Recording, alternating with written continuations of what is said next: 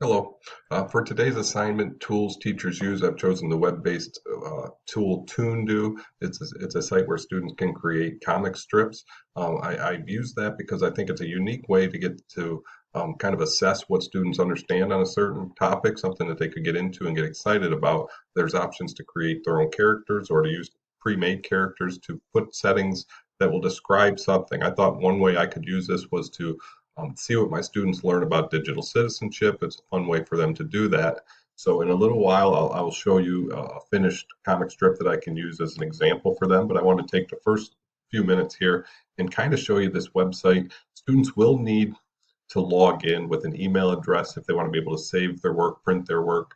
But it's a pretty simple process. Once they're signed in, you can see here, I'm already signed in. They'll hit the create button where they get options for a bunch of different layouts, whatever is comfortable for them. I'm just going to choose the standard 3-box comic for this just to kind of show you. Once I do that, this page loads. Here are my boxes.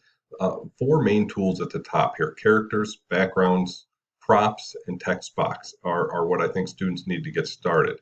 If I pick a prop and drop it in, or excuse me, a background and drop it in, I'm just going to pick a sports theme here. Looks like a soccer field. I just drag it into the box here, and I can keep the setting the same, or I can change the setting in any of the boxes if I wanted to. So once I have my background in place, I come to the characters where I have animals, men, women, children. I have sports, athletes, famous people. If I just drop a character or two in here, you'll see that once I put my character in, I have a lot of different options that I can use with him. As long as my character is highlighted, I could make him smaller or larger. I can rotate them. I can flip him so he looks the other way.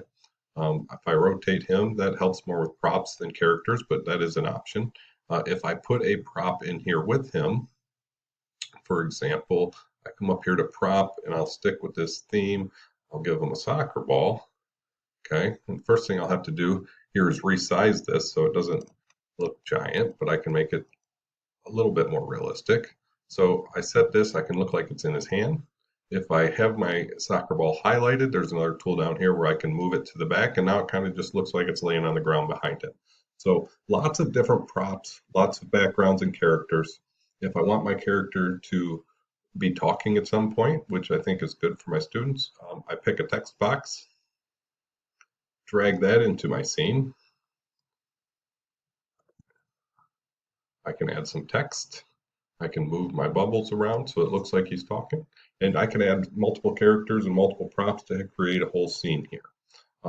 Other things you can do. The posture button will let my guy here sit down. Maybe he's reading, he's on the telephone, whatever is convenient for your particular comic strip that you're making. But these tools are things that I think the kids will love to work with. Anytime I want to get rid of something, I can just drag it out of the picture and it'll go away and I can start again. Same would happen with the background. Okay. So I can do all those things. So that's why I think that this would be very helpful. Uh, this button down here will allow students to create their own character. Once they do that, they can insert them into their comic strips, and I think that they will like that. Brings me back here. There are some other tools up here that the kids can play with, but those 4 first ones are the ones I think they'll really need. Once they're done, they will have the option here to save their work. Okay, so if I save it, I can just give it a title. These other things are optional and I publish it. Okay, gave me some options there. And that lets me go to my page. So that would take me right to it. I want to show you another way to get to it. If I just close this now, I'm going to leave there. If I come up here to the My ToonDoo, it will have the works that you have created. You'll see here that there are several in here that I've created. So I mentioned that I thought this would be a good idea for digital citizenship. So here is a comic that I put together that would talk about a digital citizenship situation. You could use this for cyberbullying, for lots of different things.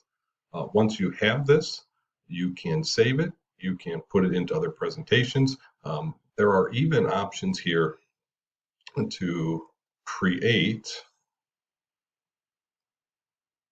a comic book So once you take all, if you have enough comic books, you can put them in, or enough comic strips, you can put them into a comic book. So I hope this is a tool that you would find useful. I think my students are going to love it. Um, they can save as many as they want and many different topics as well.